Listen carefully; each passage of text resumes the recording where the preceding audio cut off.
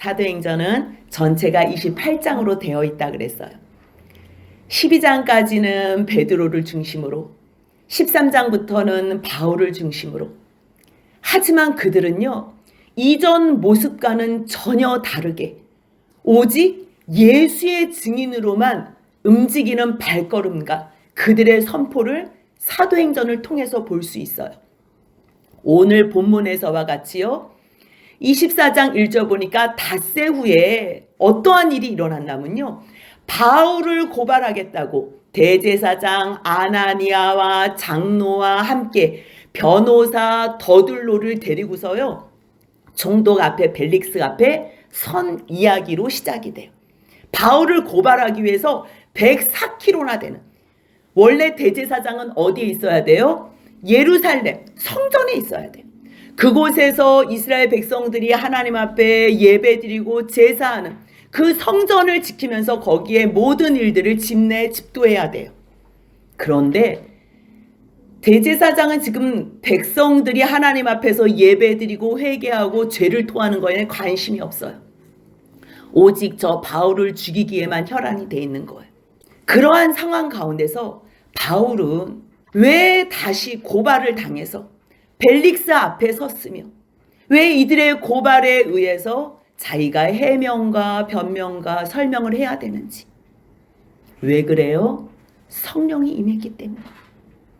예수를 믿는 사람들을 박해하고 그들을 잡아서 때로는 죽이기까지 했던 바울이 이제는 자기가 결박도 환난도 두렵지 않고 오직 자기의 생명도 예수의 이름, 그 하나님의 나라와 예수의 이름을 위하여 자기는 생명도 아끼지 않겠다고 그렇게 결심하고 고백하며 달려가는 이 길 위에는요, 예수님께서 말씀하신 그 이유, 너희에게 성령이 임하면 너희가 예루살렘과 온 유대와 사마리아와 땅끝까지 이르러 내 증인이 되리라고 말씀하셨기 때문이에요. 성령으로 말미암은 사람들은요, 예수 증인밖에 될 것이 없어요.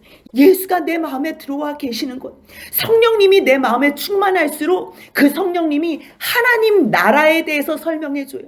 그런데 그 하나님 나라를 누구로 통해서 갈 수 있어요? 예수 그리스도를 통해서 갈 수 있기 때문에 여러분들 이미 벌써 준비해 있는 하나님 나라를 예수만 믿으며 갈 수 있습니다. 여러분들 이 세상에 살면서 죽음이 가장 두렵지요? 하지만 죽은 자의 소망, 우리는 죽을 수밖에 없지만 죽은 후에 우리에게는 부활이 있습니다. 마지막 날에 예수님의 재림과 함께 심판이 있지만 그 크고 두려운 날이 예수 이름, 그 이름만 부르면 그 크고 두려운 날이 크고 영화로운 날이 됩니다. 우리에게는 죽음의 날이 소망의 날로 부활의 날로 바뀝니다. 이것을 증거하는 것. 그것 때문에 바울은 얼마나 많은 고통이 있었냐면요, 고린도 후서를 보면 3차 선교까지 다 마무리를 하거든요. 얼마나 많은 환난과 고통을 당했는지요. 고린도후서 11장 23절 보니까 내가 수고를 넘치도록 했는데 예수의 이름 증거하다가 나는 옥에도 갇히기를 더 많이 했어. 다른 사도들보다. 매도 수없이 맞았어. 유대인들은 40에 한한 가만매를 때리거든. 5번이나 맞았다. 3번은 태장으로 맞고 또 1번은 돌로 맞고, 나는 배를 타면서 가다가 3번이나 파손했다.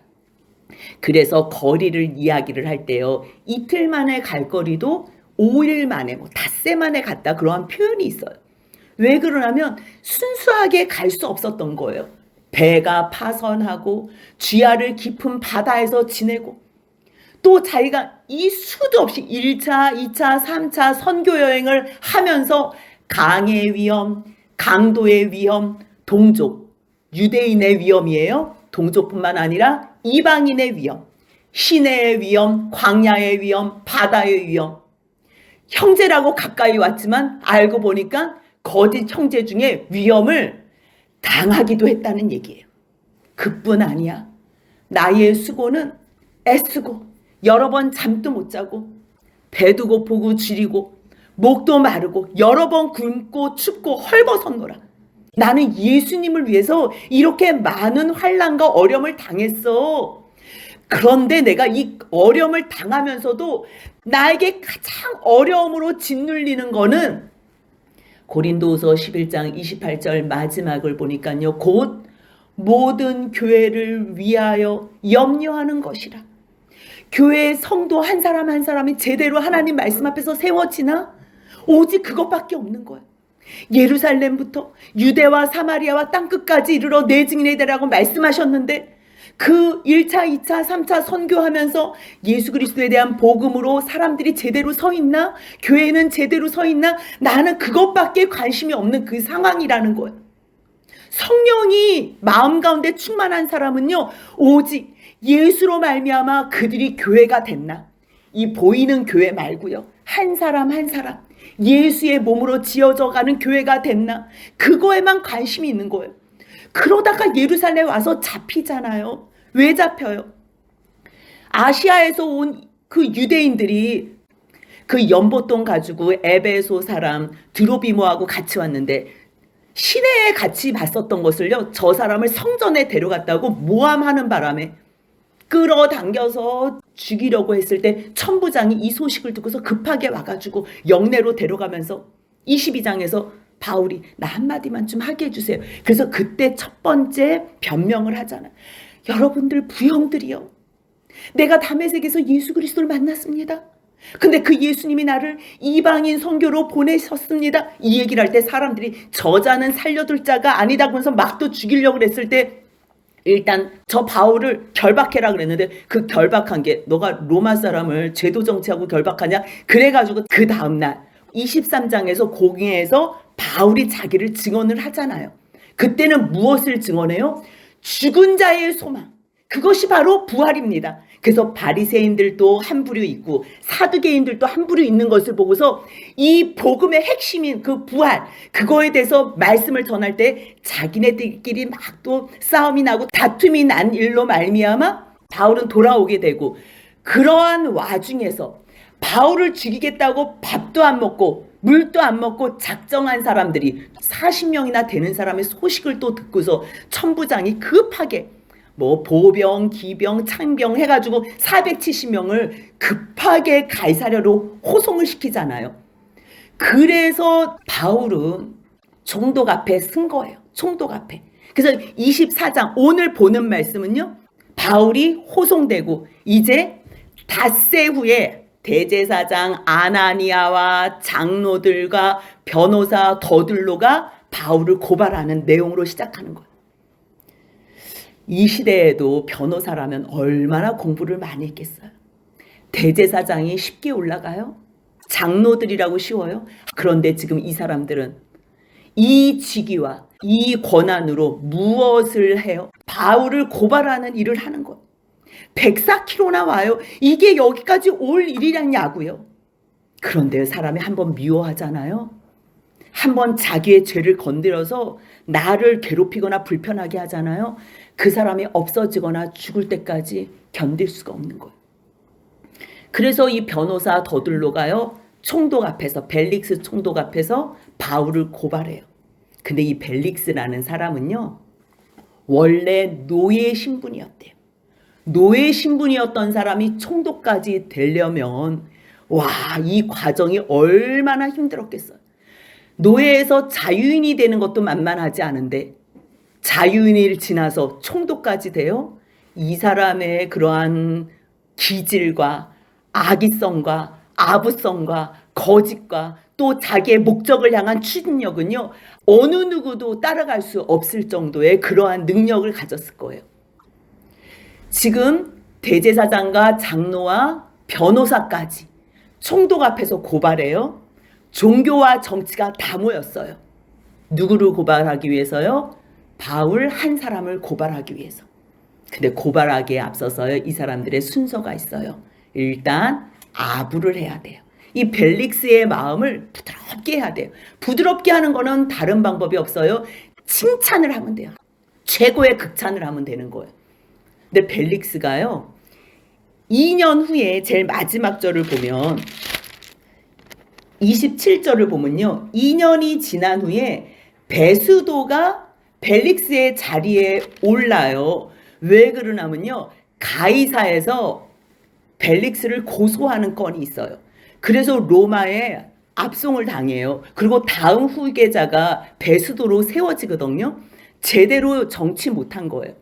그러한 상황 가운데서 이 사람들이 지금 바울을 죽이기 위해서 얼마나 거짓으로 아첨을 하냐면요, 벨릭스 각하여, 당신 때문에 우리가 태평을 누리고 있습니다. 와, 이 민족이 당신이 이렇게 우리들을 선처해주고 위로해주고 하시는 일들로 말미암아 여러 가지로 개선돼서 얼마나 우리가 태평성대로 사는지 모릅니다. 그래서 어디를 가든지 어느 모양이나 우리가 크게 감사하고 있습니다.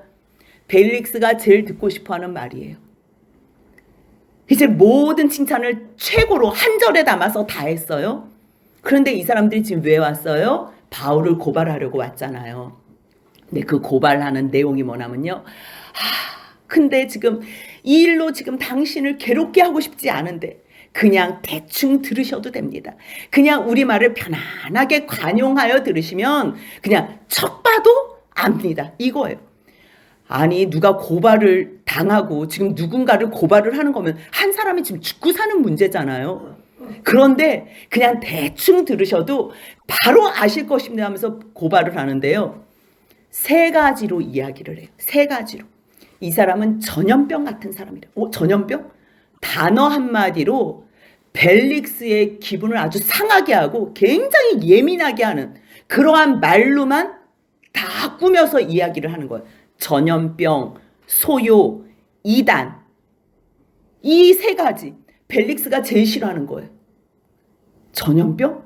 우리가 지금 코로나 전염병으로 얼마나 어려워요. 지금 몇 년 동안 지금 어려움에 당하잖아요. 가까운 가족이 당해도 우리가 피하잖아요. 근데 이 사람을 고발하는데 전염병 환자래. 그러면 누구나 다 순간 피하고 싶은 거야. 이 단어 하나로. 그뿐만 아니라 이 사람은 돌아다니면서 천하에 흩어진 유대인들을 소욕해 하는 자라는 거야. 그리고 이단, 그냥 말로만 들어도 상종하기 싫어하는 나사렛 이단의 아주 최고 우두머리라는 거예요. 이게 사단의 무리들이 바울에 대해서 고발하는 내용이에요. 근데 똑같은 이 사건을요, 주님은 바울을 향해서 얼마나 기뻐하시는 내용인지 몰라요. 그렇지, 예수의 이름 오직 성령이 너에게 임하시면 너희가 권능을 받아서 모든 사람들에게 이 이름을 증언하는 자가 되어야 되는데, 너희가 복을 너희만 누리는 게 아니라 열방이 모든 족속이 너로 말미암아 이 복을 누려야 되는데, 정말 전염이 돼서 이 크신 복이 모두가 누리는 은총이 되어야 되는데 제대로 하고 있는 거예요. 소욕해 되지요. 왜냐하면 죄를 깨달아도 형제여 우리가 어찌할꼬, 그래서 소욕해 되고요. 내가 죄를 깨달았는데 이걸 숨기고 싶어, 그러면 더 복잡해진다니까요. 소요가 없을 수가 없는 거예요. 복음이 증거되는 곳에는요, 소요가 일어날 수밖에 없어요. 모임에 들어갔어요. 여러분들이 갔는데 그 모임이 변화가 없어요. 여러분들은 예수 그리스도의 복음을 들고 들어간 게 아니에요. 어디를 가도요, 변화가 있어야 돼요. 저 사람이 왔다면 일단 사람들이 저 사람의 섬김으로 행복해져야 돼요. 그리고 그 다음에 복음이 증거가 되겠지요. 뭔가 해준 다음에 우리가 복음을 증거하잖아요. 그러면 그 다음에 이제 나뉘어지는 거예요. 저 사람은 내가 생명을 다해서 쫓아갈 사람이다. 한편에서는 저 사람은 내가 생명을 다해서 죽일 사람이다. 이걸로 나눠지는 거예요. 근데 그 중에서 바울이요, 사단이 알아보는 우두머리예요. 신약 성경 정말 제일 많이 기록한 사람이요, 바울이에요. 왜 다른 분들도 주님의 일을 그렇게 똑같이 열심히 하고 마지막에 다 그렇게 순교회를 갔는데 왜 바울을 하나님께서 이렇게 성경에 많은 분량을 기록하게 했어요? 주님께서 가장 기뻐하시는 그 일을 본으로 보여줬기 때문에 많은 성경을 신약 성경 정경으로 기록될 수 있었던 거예요. 첫 번째는요, 전염병 소요하게 하는 거, 나사렛 이단의 우두머리, 이게 다 같은 이야기예요. 첫 번째는 일단 저 사람은 시끄러워. 두 번째는 성전을 더럽게 해. 그 다음 세 번째는 늘 스데반도 또 바울도 앞에서 당한 이유가 뭐냐면요. 성전과 율법이. 유대인들이 고발하는 내용은 늘 성전과 율법이. 이걸로 자기들 마음이 상하는 것. 이것이 바울의 신학하고 맞질 않는 것. 정말 하나님께서 성전을 왜 주셨는지, 율법을 왜 주셨는지 알면 이것은 복음 중에 복음이거든요. 주님이 만나고 싶어서 성전을 주셔서 거기서 말씀하시기 원합니다. 그리고 무엇을 말씀하시냐? 율법을 말씀하신다. 그러면 이 율법은 뭐냐? 하나님을 사랑하는 자들이 지켜야 할 최소 커트라인이다. 그러니 우리들은 예수 그리스도를 구원의 주로 선물로 받았는데 겨우 커트라인뿐만 아니라 우리는 율법 이상의 하나님의 법을 사랑으로 섬긴다. 이것을 증거하는 거예요. 근데 그게 기분 나쁜 거예요. 유대인들은, 특별히 제사장들과 장로들은. 왜요? 사람들 보이는 앞에서만 율법 지키고 보이는 앞에서만 뭔가 하는 척 해야 되는데, 지금 바울은 그 이상의 것을 말하는데 이거는요 그냥 느껴지기 때문에 기분이 나쁜 거예요. 그래서 율법에 대해서 지금 6절 하반절과 8절 상반절까지는 없다고 하는데요. 이제 바울의 변론과 해명과 설명을 보면요. 아, 이 사람들이 그렇지 소욕해한다. 무엇으로? 성전과 율법으로. 이제 그 이야기예요. 고발을 하면서 당신이 친히 글을 신문하시면 우리가 지금 무슨 말로 고발하는지 알 거예요. 이러는 거지. 그러니까 그 옆에 있는 유대인들도 예, 맞아요. 이 사람들의 말이 맞습니다. 이 변호사 이 더둘로의 말이 맞습니다. 이제 얘기를 하는 거예요. 그래서 이 고발은 끝나고요. 고발이 끝나니까 바울의 해명이 있어야지. 그러니까 이제는 총독이 바울한테 이렇게 머리짓을 하는 거죠. 이렇게 말하라. 이렇게 하니까 이제 바울이 이야기를 하는 거예요. 바울은 아부할 필요가 없어요. 아부라는 거는 뭐냐면요. 나에게 이익이 돌아오게끔 하는 것. 내가 이 말을 상대방을 높임으로 말미암아 나에게 어떠한 이익과 유익이 돌아온다. 그러면 아부예요. 그래 똑같은 칭찬을 하는데요. 저 사람의 있는 사실만 이야기한다. 그거는 진정한 칭찬이에요.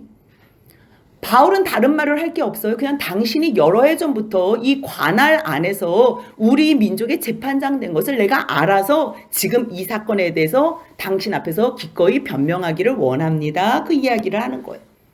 그러면서 11절부터 16절까지 저 사람들이 고발건 있잖아요. 바울이 전염병같이 사람들을 소욕해하고 나사렛 이단의 괴수다. 이 이야기. 그거에 대해서 이제 변증을 하는 거고요. 그 다음에 성전에 대해서, 그리고 없어진 그 구절 율법에 대해서 이제 해명을 하는 거예요. 일단 아니라는 거를 이야기하기 위해서 벨릭스 각하요. 내가 예루살렘에 온 지가 12일밖에 안 됐어요. 그러는 거예요. 12일 동안에 어떻게 됐냐면요. 21장을 한번 잠깐 보시면요. 17절에서 예루살렘에 이르러요. 그래서 형제들이 자기를 맞아준 다음에 그 다음 날 이튿날 바울이 야고보에게 들어가고 장로들에게 들어가서 선교 보고를 해요. 그리고 나서 너무 기뻐하면서 하나님을 찬양한 다음에 근데 유대인들이 지금 당신을 죽이려고 하고 지금 여러 가지 소문이 좋지 않으니까 지금 유대인 서원한 4사람 있는데 이 사람 결례를 좀 행해달라고. 그래서 그 다음 이튿날부터 7일 동안 결례를 행해요. 근데 그 결례 행하는 그 마지막 때쯤 돼서 아시아로부터 온 유대인들이 갑자기 바울을 잡아가지고 죽이겠다고 이렇게 소요를 끼친 거예요. 그 말씀이 21장부터 나오는 내용이에요. 그래서 영내에서 자기가 한번 자기를 증언하지요. 그리고서 다시 잡혀가지고 그 다음에는 공회에서 자기가 다시 한번 두 번째로 부활에 대해서 설교하지요. 그리고 나서 40명이 바울 죽이기 전까지는 먹지도 않고 마시지도 않겠다. 그 사람 때문에 그 밤 9시에 호송하는 사람들에 의해서 가이사랴까지 간 거잖아. 시간이 없다니까요. 뭐 소요하고 무슨 난동 부릴 시간이 없는 거예요. 그러기 때문에 당신도 지금 아시지만 내가 여기 온 지 지금 이틀밖에 안 됐습니다. 그런데도 불구하고 저 사람들이 지금 이렇게 전염병이라고 고발하는 이유가 뭐냐면요. 요한계시록 11장을 보면 이제 선지자들이 이제 두 증인에 대해서 나와요. 주님의 이름을 증거하던 사람들에 대해서. 근데 그 증인이 죽는데 이 세상 땅의 백성과 족속과 방언과 나라 중에 사람들이요, 그 죽은 시체를 보고서 무덤에 장사하지도 못하게 해요. 그리고 그 사람들의 죽음을 보면서 이 땅의 사람들이 너무 좋아가지고 요한계시록 11장 10절을 보니까요, 서로 기뻐하면서 막 예물을 보내요. 왜 이 사람들이 이 두 선지자 증인들의 죽음을 왜 이렇게 기뻐했나 봤더니요, 10절에 뭐라고 써 있냐면 이 두 선지자가 땅에 사는 자들을 괴롭게 했다는 거예요. 괴롭게. 그러니까 이 세상 사람들이 복음을 듣고서 미워하면요, 저 사람이 왜 미워하지? 죄에 대해서 말하는 게 저 사람을 저렇게 괴롭히는구나. 저 사람을 인생 사는 동안 가장 고통 가운데 괴롭히게 하는 게 나구나라는 것을 깨달아야 돼. 그래서 복음을 증거하는 사람은요, 성령의 은혜로, 성령의 능력으로 말미암아 담대하게 전하지만 사실 한편으로는요, 금식하며 기도해야 된다니까요. 그럼 그 다음부터 이제 원수 잡는 거예요. 그건 어쩔 수가 없어요. 복음을 증거하면요, 미워할 수밖에 없어요. 왜? 내 죄를 건드니까. 어디 감히 내 죄를 건드려. 그래서 이렇게 싫어하는 거. 다른 것 때문에 뭐 전염병, 소요암, 뭐 이단 이런 얘기, 다른 것 때문이 아니에요. 열 이틀밖에 없었는데 무슨 이렇게 고발을 하겠어요. 복음이 이렇게 위력이 있구나. 우리가 말씀을 통해서 깨달아야 되는 거. 그리고 성전? 저 사람들이 지금 성전에서 내가 뭐 소욕해 했다 그러고 뭐 이방인을 데리고 왔다는데, 아니 내가 누구와 변론한 것이나 회당에서 내가 누구하고 같이 소동하는 것을 봤냐? 만약에 봤으면 고발하는 모든 일에 대해서 그들이 능히 당신 앞에 내세울 텐데 내세울 게 없습니다. 지금 그 얘기를 하는 거예요. 그리고 또 저 사람이 말하는 그 이단에 대해서 제가 참말씀 해드리겠습니다. 그러면서 설교를 하는 거예요. 14절 뭐라 그래요? 조상의 하나님을 섬기고. 저들이 말하는 그 조상의 하나님, 내가 그 조상의 하나님을 섬기는 거예요. 그래서 여기서 율법과 선지자의 글을 이야기를 해요. 왜 이야기하겠어요? 그들이 그걸로 고발했기 때문에. 내가 율법을 무시하는 게 아닙니다. 나는 율법과 선지자의 글에 기록된 것을 저는 100% 다 믿습니다. 그러기 때문에 저들이 믿는 그 하나님을 향한 소망, 그 소망이 뭐라는 거예요? 15절 같이 있습니다. 그들이 기다리는 바 하나님께 향한 소망을 나도 가졌으니 곧 의인과 악인의 부활이 있으리라 함이니라. 아멘, 아멘. 결국 이게 무서운 거예요. 여러분들, 세상에 의인이 어디 있어요? 다 죄를 지었는데. 그래서 복음을 들은 많은 이스라엘 백성들이 베드로가 말씀을 선포해도 뭐라 그래요? 형제요, 그럼 우리가 어떻게 알고? 그러니까 베드로가 예수 그리스도를 믿으라. 그 신라하고 바울이 그 간수에게 복음을 전할 때 내가 어떻게 할 구원을 얻으리까? 주 예수를 믿으라. 그리하면 너와 내 집이 구원을 받으리라.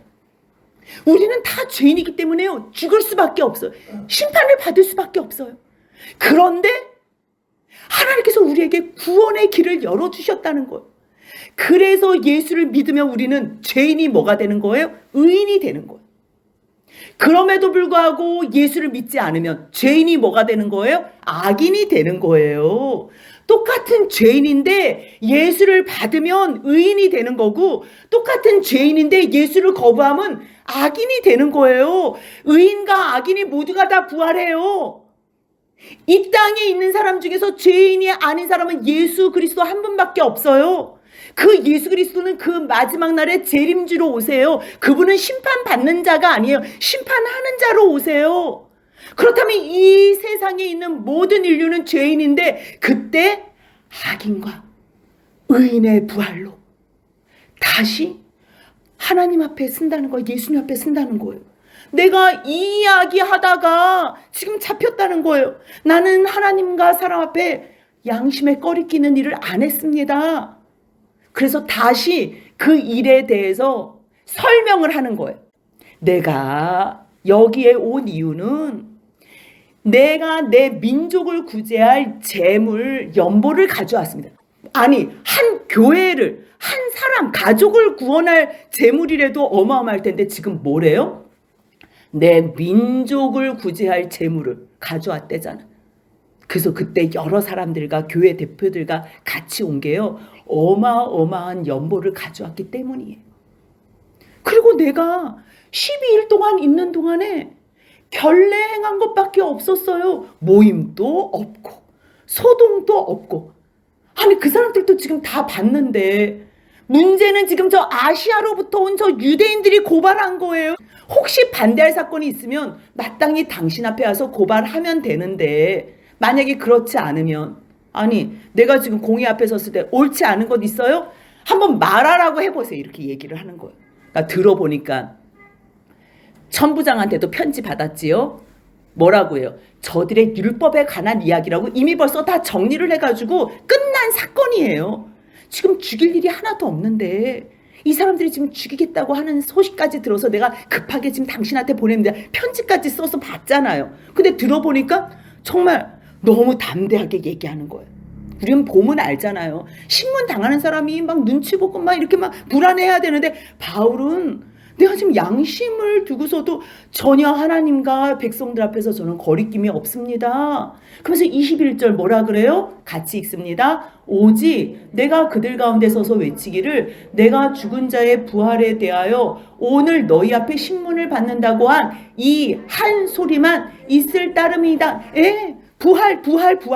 그래서 바리새인들과 사두개인들이 소동하고 다툼이 있었던 것도 이 부활 때문이고, 구약 성경이 모두가 다 하나님께서 메시아를 보내주시겠다고 한 거고, 그리고 우리가 믿는 하나님은 살아계신 아브라함의 하나님, 살아계신 이삭의 하나님, 살아계신 야곱의 하나님을 믿는 거지 죽은 자의 하나님을 믿는 게 아니다. 그 말은 다시 말해서 우리들은 부활을 믿습니다. 지금 나는 이 소리만 하는 거예요. 그러니까 벨릭스가 들어보니까 이 사람도 웬만하면 파악이 되잖아요. 그래 나도 사실 이 천부장한테 들어서 다 알고, 아유 내가 지금 여기서 관할 구역인데 내가 이거를 모르겠냐. 이도에 대해서 더 자세하는 거로, 그래 그러면 다시 천부장 루시아가 오면 그때 이 일을 처결하리라. 아니 천부장이 지금 자기가 감당하지 못해서 벨릭스한테 보냈는데 벨릭스도 감당하지 못하니까. 왜요? 죄인이 아닌데 지금 죄수로 고발하니까 누가 이 일을 감당하겠어. 그래서 어쩔 수 없이 가이사한테까지, 로마에게까지 가는 거예요. 그러면서 벨릭스가 그래요. 백부장 바울 구류에 두는데 자유를 줘. 그리고 혹시 친구들이 바울을 돌봐주고 싶어하면 그 자유 주고 돌보는 거 금하지 마. 이게 감옥이에요. 이게 뭐예요? 24절부터 27절까지는요. 하나님께서 구류하는 이 사건을 통해서 벨릭스와 그 아내 유대 여자 드루실라에게 복음을 들을 수 있는 기회를 줘요. 이거는 놀라운 기회고 놀라운 하나님의 사랑의 배려예요. 벨릭스도 너무 잘 알아요. 왜? 아내가 유대 여인이니까 왜 모르겠어요. 근데 이 아내가 상태가 안 좋은 거예요. 그래서 자기 남편 버리고 여기가 더 좋아 보여서 결혼을 다시 재혼을 한 거예요. 그런 상황 가운데서 수일 후에 벨릭스가 자기 아내하고 같이 바울을 불러요. 왜 불러요? 다른 것 때문이 아니에요. 그리스도 예수가 어떠한 분인지 그 도에 대해서 듣고 싶어서 부르는 거예요. 바울이 지금 기회를 얻었어요. 그렇지. 주님께서 임금과 이방인들에게 나를 세우겠다고 하셨는데 정말 총독 앞에 나를 세웠네. 이 복음을 전할 수 있는 기회를 놓치지 않는 거예요. 그래서 25절입니다. 바울이 의와 절제와 장차 오는 심판을 강노라니 벨릭스가 두려워하여 대답하되 지금은 가라. 내가 틈이 있으면 너를 부르리라 하고. 아니 그리스도 예수에 대한 도를 듣고 싶어서 얘기하는데 바울이 이 시간을 얼마나 기회로 삼겠어요. 요점 정리만 해가지고 핵심만 이야기할 거 아니에요. 그 핵심이 뭐라는 거예요? 의. 오직 예수의 의밖에 없다. 우리의 의로는 하나님의 나라를 갈 수 없다. 그래서 의에 대해서 얘기를 하는 거예요. 그런데 우리가 그 예수를 받으려면 우리의 인생 가운데 절제를 해야 된다. 이 사람들 지금 제일 절제 못하는 사람들에게 절제에 대해서 얘기를 하니 얼마나 힘들겠어요. 이 모든 것을 하는 이유는 예수 그리스도의 의를 덧입고 우리가 해야 된 자기 부인의 삶을 사는 이유는 장차 심판이 오기 때문입니다. 너무 정확하게 간결한 요점을 말씀으로 복음으로 증거하는 거예요. 의, 절제, 심판. 의는 예수 그리스도의 의, 절제는 자기 부인. 마지막 그 심판의 날을 위해서. 근데 들으니까 그 위험, 그 성령으로 충만한 그 말의 권위예요. 두려운 거예요. 찔리는 거지요. 잠깐 지금은 일단 가봐. 내가 틈이 있으면 내가 너를 부를게. 근데 어떠한 마음이 있냐면요. 잠깐만, 이 민족을 구하려고 돈을 가져왔다고? 혹시 돈 좀 받을 수 있을까? 그래서요 26절에 보니까 동시에 또 바울에게서 돈을 받을까 더 자주 불렀대. 이 마음만 없었으면 복음이 들렸을 텐데 돈을 사랑한 거. 너희가 하나님과 재물을 겸하여 섬길 수 없다는 이 말씀. 이 벨릭스는 그 자리에서 뭐가 부족해요? 돈 바라면 지금 복음이 선포되는 이 자리에서. 근데 돈을 더 바랐고 이 돈은 이미 벌써 다 예루살렘 교회에 전달됐는데 벨릭스가 몰라도 너무 몰랐던 거지요. 그러니까 두 마음을 품고 있으니 복음이 들리지 않았어. 시간은 지나가고 하나님께서 이 이태 오랜 기간 복음을 들을 시간을 주셨음에도 불구하고 이제 그가 돈에 더 관심이 있었기 때문에 그의 기회는 끝나고 그 다음에 다시 베스도에게 복음을 들을 기회를 주셨다는 거예요. 그래서요 25장 다음에 보면요 이제 베스도가 부임을 해요 가이사랴로. 그러면 이것은 지금 어떠한 말씀이 이루어지는 거예요? 아나니아에게 주님께서 바울에 대해서 설명했던 말씀이 사도행전 9장 15절에 있어요. 같이 한번 읽겠습니다. 주께서 이르시되 가라, 이 사람은 내 이름을 이방인과 임금들과 이스라엘 자손들에게 전하기 위하여 택한 나의 그릇이다. 그래서 지금 하나님의 말씀, 주님의 말씀이 그대로 이루어지는 것. 벨릭스도 베스도도 주의 복음을 들을 기회를 주님께서는 다 제공하세요. 하지만 그때 내 마음이 진리를 들을 수 있는 준비가 됐다면 복음 가운데 구원을 받을 테고, 똑같은 기회가 주어졌음에도 불구하고 내가 더 물질을 재물에 관심이 있다면 우리는 그 기회를 잃을 거예요. 그들뿐만 아니라요, 지금 이곳에서 말씀을 듣는 우리도 똑같아요. 이곳에서 복음이 선포가 돼요. 하지만 그 복음을 아멘으로 받지 않고 다른 나의 하나님, 나 이 세상에서 돈이 필요해, 나 이 세상에서 다른 어떤 게 필요해, 거기에 계속 관심이 있다면 우리들은 복음과 구원과 상관없는 불쌍한 인생이 될 거예요. 끊임없이 복음으로 우리에게 가까이 다가오시는 주님의 음성 앞에, 주님, 내가 회개로 나아가겠습니다. 어찌할꼬? 주 예수를 믿으라. 그리하면 너와 내 집이 구원을 얻으리라는 그 말씀 앞에 아멘으로 응답하시며 이 구원의 복을 누리시는 저와 여러분들의 남은 여생이 되시길 주님의 이름으로 소원합니다. 아멘.